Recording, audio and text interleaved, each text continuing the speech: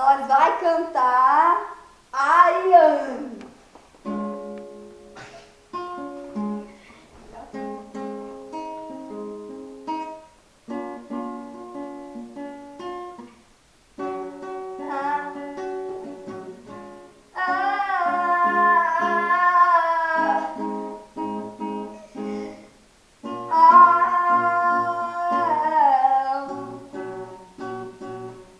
Quando você estava cantando, comprando a manteiga lá na loja do seu Zé, eu descobri quem você era de verdade.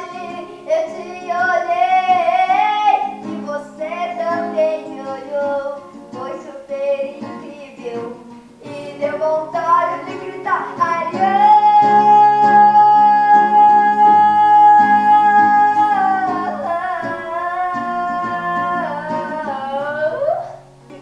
O Adolfo gostou de você, o Adolfo gostou.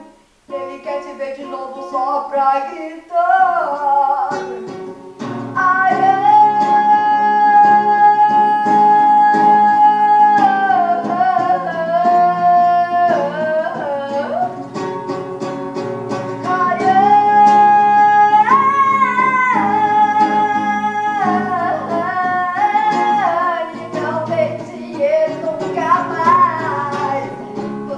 Deixou na mão, tem que entregar pra ele. Ele tomou um leitão e se jogou no pé do chão.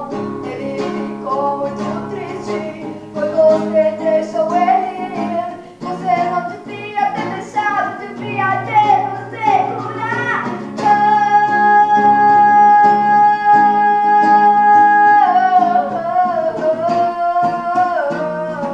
Você não se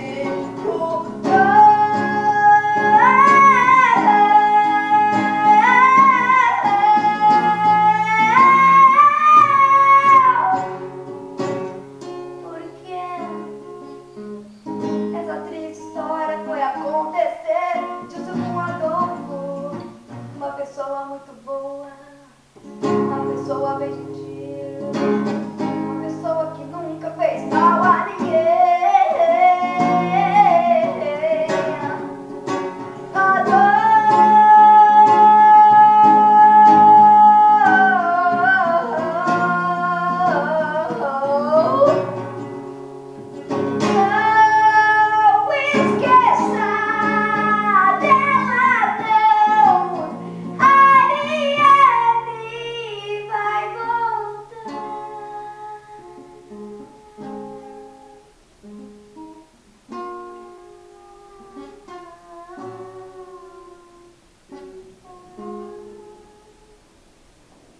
Eu sou a Ariane e vou aparecer no vídeo do Adolfo.